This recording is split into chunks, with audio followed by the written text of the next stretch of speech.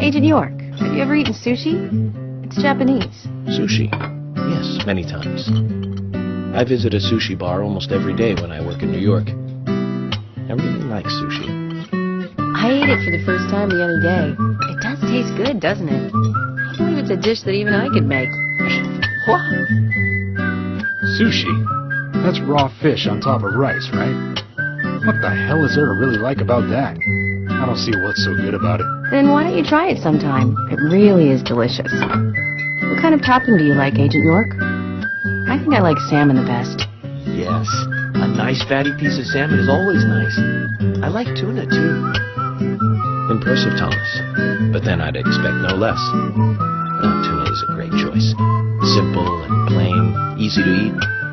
I like lobster best, I think. Its texture when raw is simply fantastic. Salmon, tuna, and now lobster? You eat all these raw? I can't believe it. There must be a more tastier topping than that. Oh, yeah? Well, what would work for you? Tell me, George, what kind of sushi topping would you like? Okay, hold on a moment.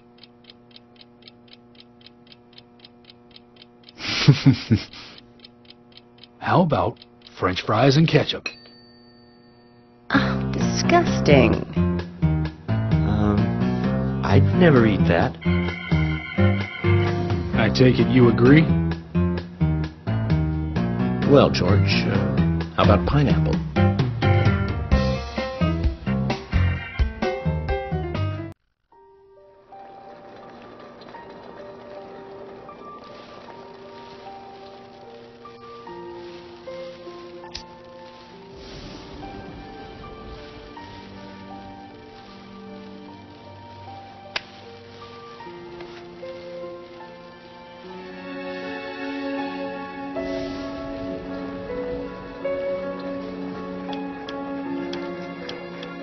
Okay then, Zach.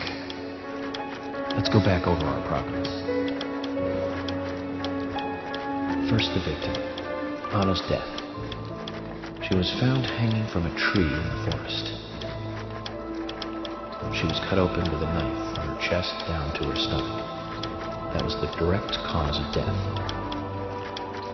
The strangulation marks and skull fracture were caused after death. Her tongue was also bit off, and I found something inside her mouth. Do you remember what that was, Zach?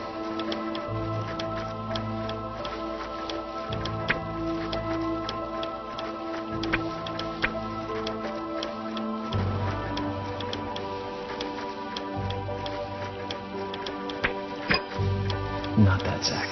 Come on. Try again, okay? What did I find in Anna's mouth?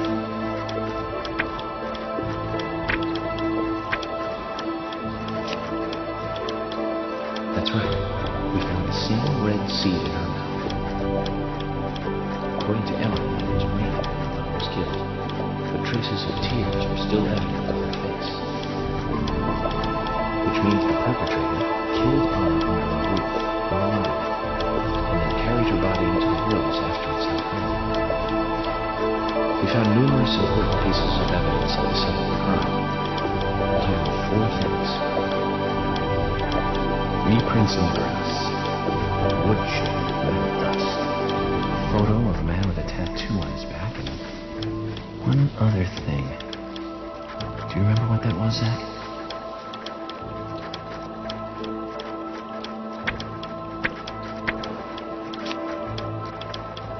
That's right, a broken stiletto heel. Aligning this with the other evidence suggests that 2 people came into contact with Anna's body prior to it being discovered by us. Those being the perpetrator who killed Anna and Miss Stiletto heel.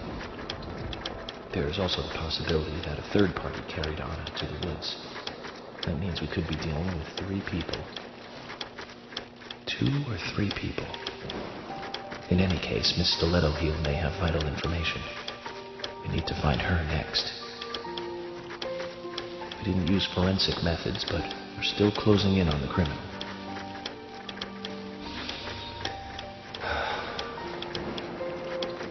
Have I forgotten anything? Ah, of course. The marks on her hand tell us that Anna was gripping something when she died. Do you remember that, Zach?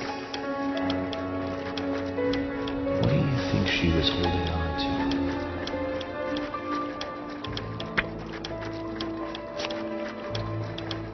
That's right. A round object. The marks on her hand suggest a peace mark. The man in the photo found in the woods had a tattoo of an upside-down peace mark on his back. These two could well be related.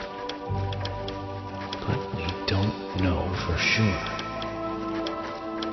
Next, the town folk. A few are worthy of special attention. Carol McLean, the singer and bar owner. She's Thomas's sister. Then there's Nick Cormack, the owner of the diner. Both of them seem to be hiding something. There's Diane, the owner of the art gallery, who's out of town. Then we have problematic, old, rich, and eccentric Harry. Both will be tough to crack. Well, we just have to go one by one. I've been thinking, one of the biggest rewards here is the fantastic food. Enjoying food is cultural, and yet it's also a bit uncivilized. It's interesting how good food motivates me to work harder during investigations. Oh, and on Emily's back, it was strange to me. Hey, don't take that the wrong way, Zach. I wasn't getting all excited or anything. But it did make me feel strange. Nostalgic and sad almost. It's starting to rain. I think this case may take a while.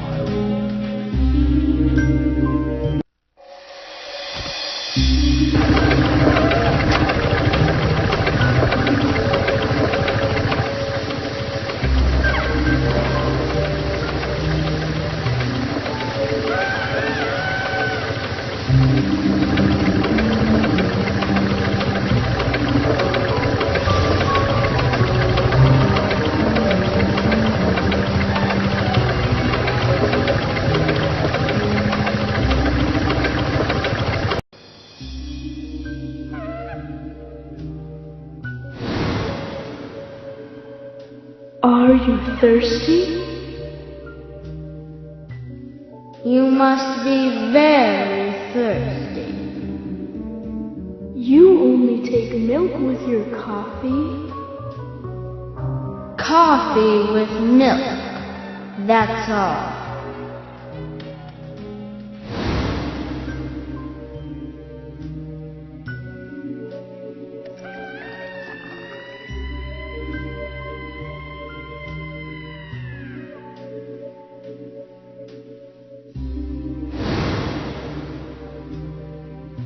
Becky?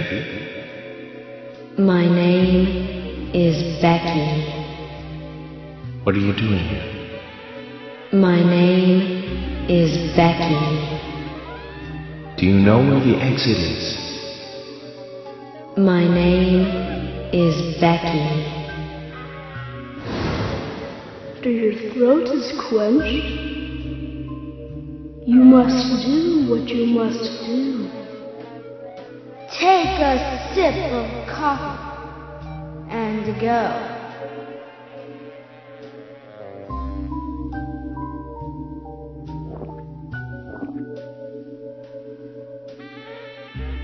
Huh?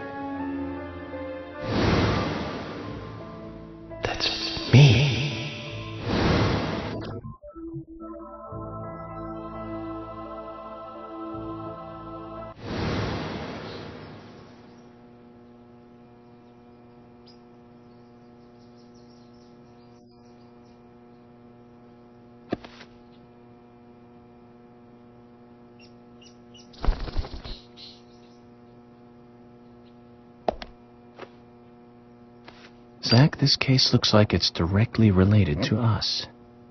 I do not know how yet, but I do know I need some coffee. George said he'd have someone pick us up in the parking lot. Let's get some breakfast with Polly first.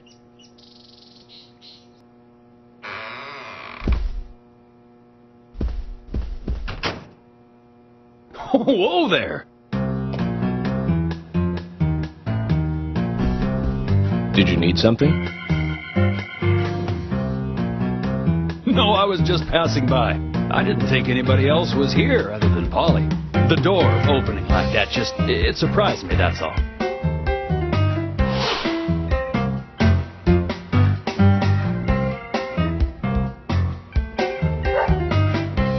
I'm Kaysen, Forrest Kaysen. Nice to meet you. I travel a whole lot, you see, selling tree saplings. Just the usual salesman doing the usual road trip. Sometimes I feel, I don't know. FBI Special Agent Francis York Morgan. I get it. You're the special agent Scarface that everyone's... Special Agent Scarface? I'd need a bigger scar to live up to that name. Call me York. That's what everyone calls me. What? You got it. York. Is this your first visit here, then? No, sir. Actually, I've been coming here once or twice a year for, a while now. I don't get much business here, but it sure does make a fine vacation. I mean, it's a gorgeous hotel at a bargain price. It's so relaxing in these parts, too. Oh, I just love all the nature. I feel so relaxed here.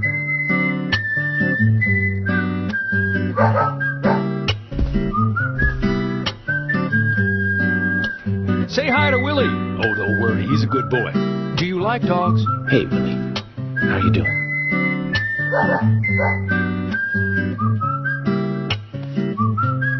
He's pretty smart, too. Oops, before I forget, let me give you this. It's just a thing. Thank you. How kind of you.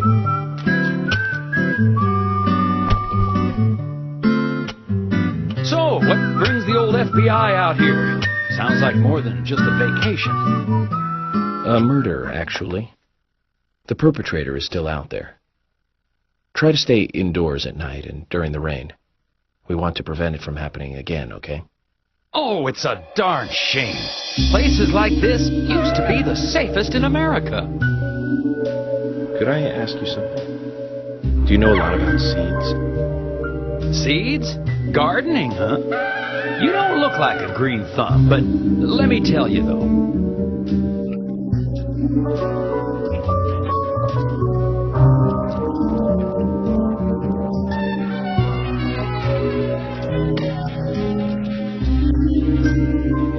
But you know, once they sprout, you don't need to do much.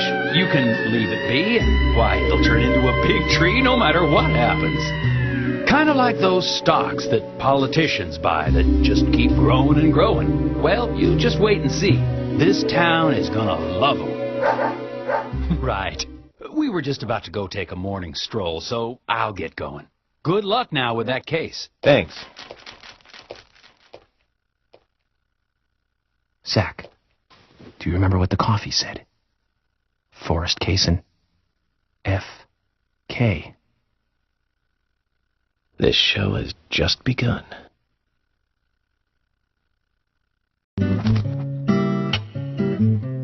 Good morning, Agent Morgan. Did you sleep well? Morning, George. Dreamland was quite nice. You do look well rested. Oh, I was up practically all night doing paperwork. Thomas helped me out, so I was able to go home and get some sleep, but not enough. Diane got back into town late last night. We should give her a visit. Which means going to the art gallery, correct? She lives and works in the office there, so it's the only place to find her. The gallery is open from 10 to 1700. Time for some art appreciation. A cultural activity in such a small countryside town. Amazing, Zach.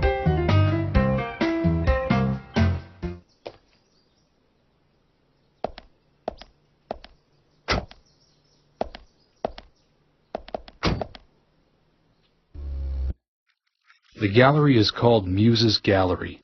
The Muses were the 9 daughters of the goddess of memory in Greek mythology. Ah, it's just like Diane to name it that way. Is she that intelligent a woman? Oh, maybe. You'll see for yourself soon enough. Did you see how Emily reacted, Zach? I sense that this Diane is not popular among other women. I can't wait to meet her. The gallery is on the north side of town. Take the road along the lake and go north. An art gallery in such a small town. Am I prejudiced to think that it doesn't seem to fit? Greenvale and every small town has every right to enjoy art. That's right. Small towns tend to be full of highly cultured people. Although I can't say I've ever been to the gallery myself. George, what about you? Are you into art? Actually, yes. I like going to the gallery. It's very relaxing there. Really, George? I never knew that about you for all this time. Emily, please. I'm just as cultured as everyone else. Some people just have sides to them that you'd never expect. By the way, about Diane at the gallery. Is she the type that isn't very appreciated by other women? What do you mean? Exactly what it sounds like, Emily. Is she very attractive, especially to the opposite sex? So you're asking if she's sexy, right? Well, she does always wear high heels. And definitely, it's, hard to explain. But that doesn't make me biased, okay? She just seems to look down on people. She always has. I just don't like people like that. That must be because sex appeal has no effect on you. Now that's out of line. I'm sorry, Emily, I didn't mean to poke fun at you. You just reacted so strongly to Diane's name. I did not. It's like you're suggesting I'm the total opposite of her. Is that it? Oh, Emily, that's not what anyone is suggesting. Let's just drop this conversation, okay?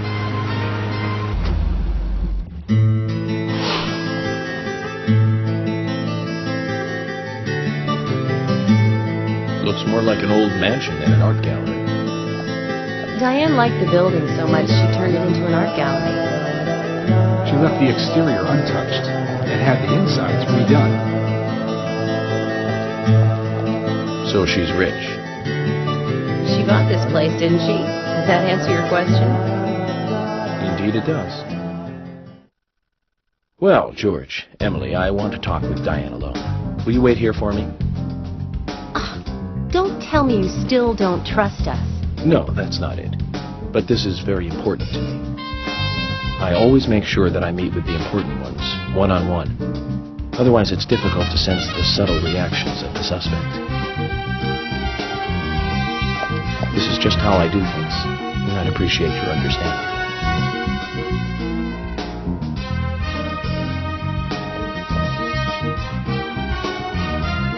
But, go on, man. You're not going to listen to us anyway, are you? Well then, Zach, let's go and meet Lady Diane.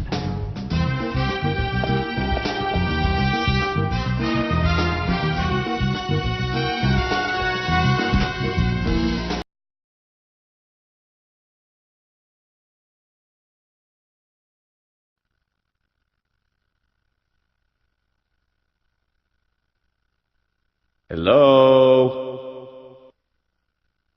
Hello?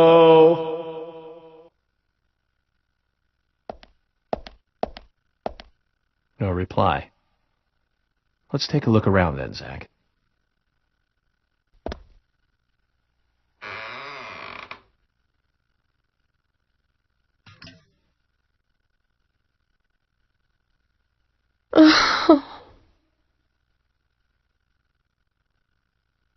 Hello, Olivia. Do you like art? Yes, I do. Well, I like trees. Trees. Okay. Ah, but I see because these are all tree paintings. Do you come here often then? Well, no. Just sometimes. I'm sorry, I really need to get back to the diner.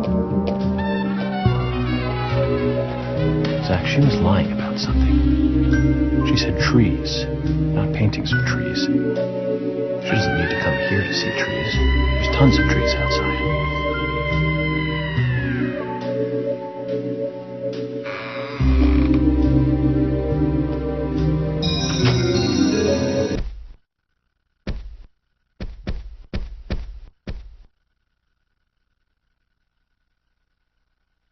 I said, there's no point in you having this. I can put it to far better use. I'm taking it with me, okay? That's fine by me then, as you wish.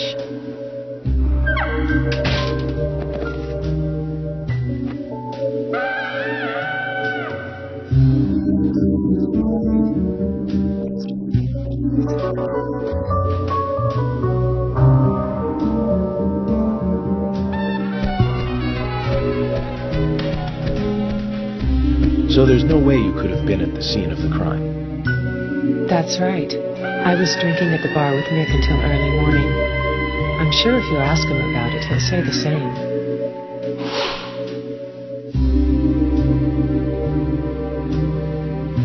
Very well.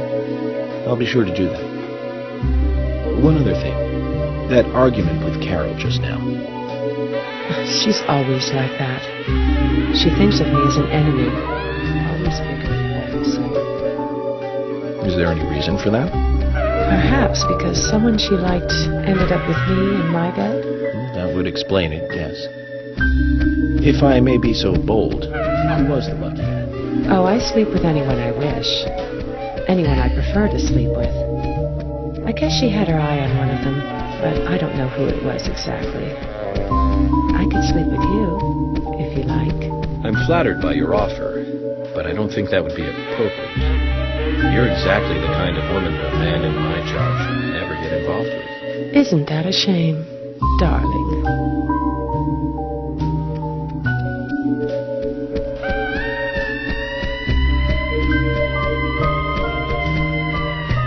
I'll be frank. Right now, you are not a suspect. But both Zach and I are certainly feeling shaky about you. If you want to remain in the clear, just watch yourself from now on. Oh, you don't know, do you? Artists and art lovers, we love a good thrill. Thank you for your help. I have nothing further to ask you at the moment. Goodbye.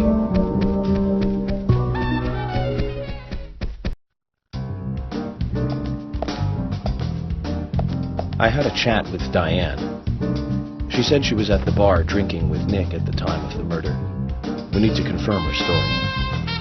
Let's talk to Nick at the diner. Very well, Agent Morgan. I have to head back to the department and clear up some paperwork. Go with Emily to the A&G diner. Okay. I'll show you the way. The diner's open from 9 to 2100. Just as we suspected, Zach. Diane is the key to this case. I have a feeling she will lead us right to the criminal.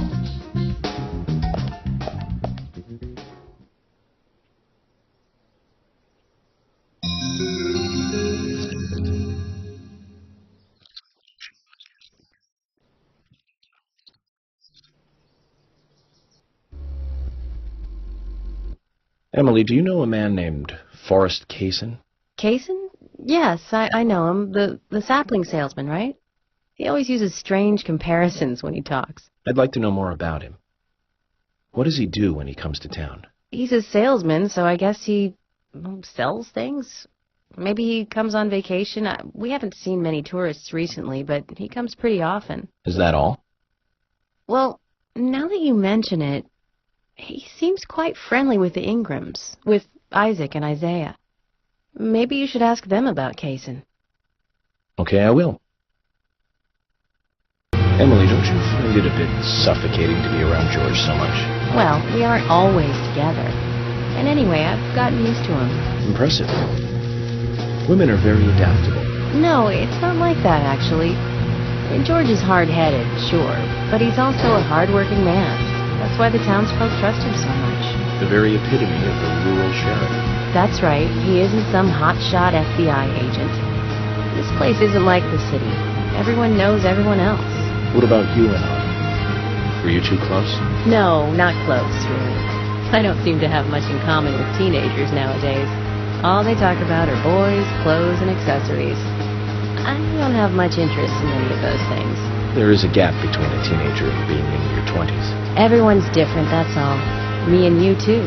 Zach, I'm not liking the way this conversation is heading. Let's concentrate on driving instead.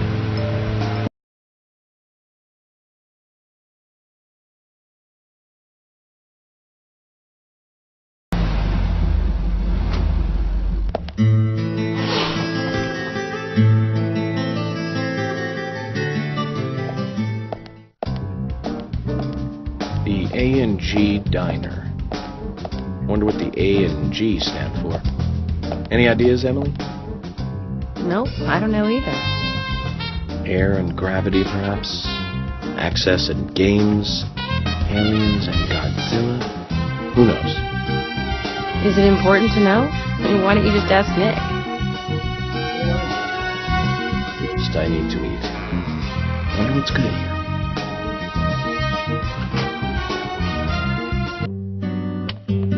Welcome, Mr. Agent. Hi, Olivia. Let me have your special for today. And some fresh coffee. Our special today is turkey. A turkey and gravy sandwich. Sound good? Perfect. Emily, you eat something too. It'll be on the FBI. Okay then, I'll go all out. I'll have the T-bone steak. I usually can't order it because it's a little too expensive.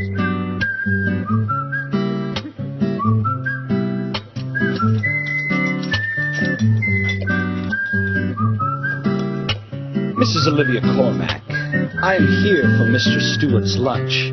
If it is ready, I'd thank you a bunch. Yes, of course. Just a moment. Here you go. The usual. 1 turkey, strawberry jam, and cereal sandwich. Sounds like the sinner's sandwich. Self-inflicted punishment to atone for past sins. He's setting an example. Mr. Francis York Morgan, you should try this wonderful lunch. It's more than a delicious, tasty crunch. So says Mr. Stewart. No, that's fine. I've just ordered my own lunch.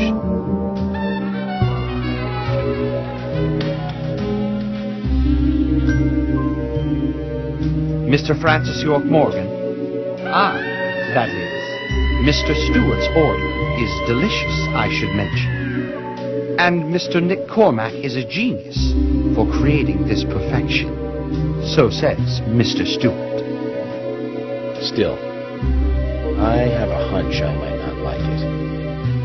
You sure that sandwich is that good?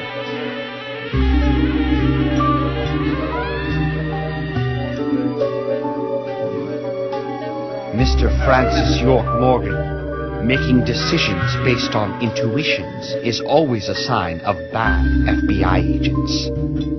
So says Mr. Stewart. Harry, you're right. I'll give it a try.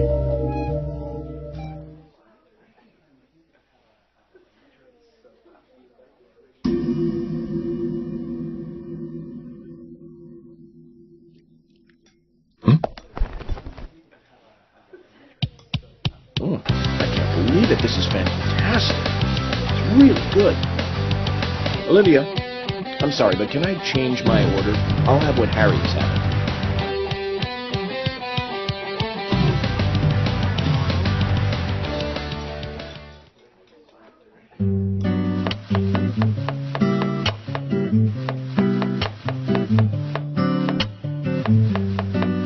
Nick and Diane. They hardly make the perfect couple, do they? Is it widely known that they go drinking together, just the two of them? To be honest, I don't pay attention to these things. Not into local gossip? Well, when I moved here, I was still in high school, and I kept wearing the same wild clothes from my school in Seattle. I was young back then. And before I knew it, there were rumors all over the school. She'll screw anyone. That's what they said. Totally unfounded, of course. Anyway, after that, I just sort of chose not to really trust gossip.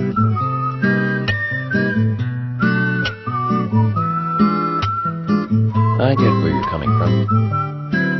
I used to dress like a hardcore punk rocker when I was in high school.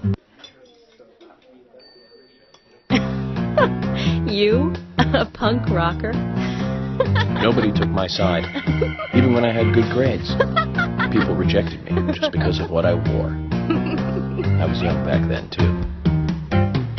Even still, I just don't see you as a punk rocker. And you laugh? Look at you. No makeup on, dressed in uniform, eating a steak for lunch. Okay, back to work. Let's talk to Nick.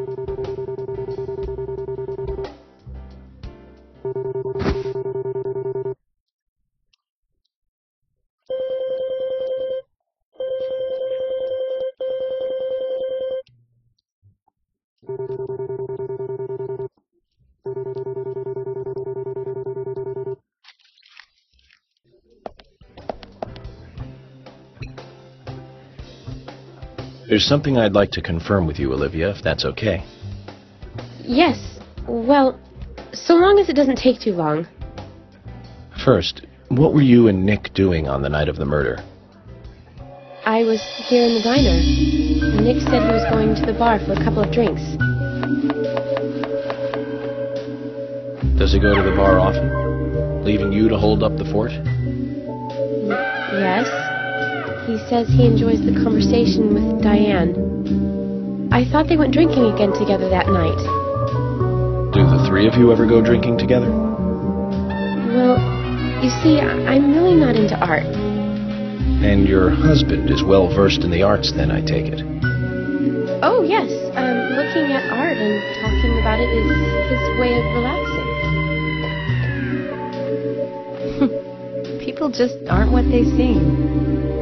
Like a certain someone who was into punk rock 10 years ago. You are absolutely right, Emily. But you can be an art lover and a liar at the same time. One more thing, Olivia. You just said that you aren't interested in art. That's right. And... So, how come I bumped into you at the art gallery? Didn't seem like Nick brought you there. You were there alone. Well, I like trees, is the thing. That's why I went there. Surely you'd be better off in the forest rather than an art gallery then. I think you went to the gallery not to see trees, but to see Diane, right? You don't want to answer. Or perhaps this isn't the right place to ask. Meet me in the backyard. You can get there from the parking lot. I'll wait for you there for an hour after we close up.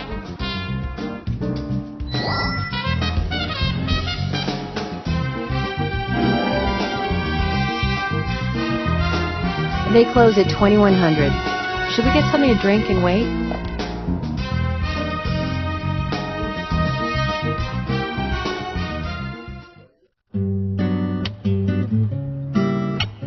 Agent York, what do we do now? I want to hear what Olivia has to say. Let's kill time until the diner closes. Okay, then I'm going to make a trip back to the department. I'll see you in the backyard later. Okay, sounds good. See you later then.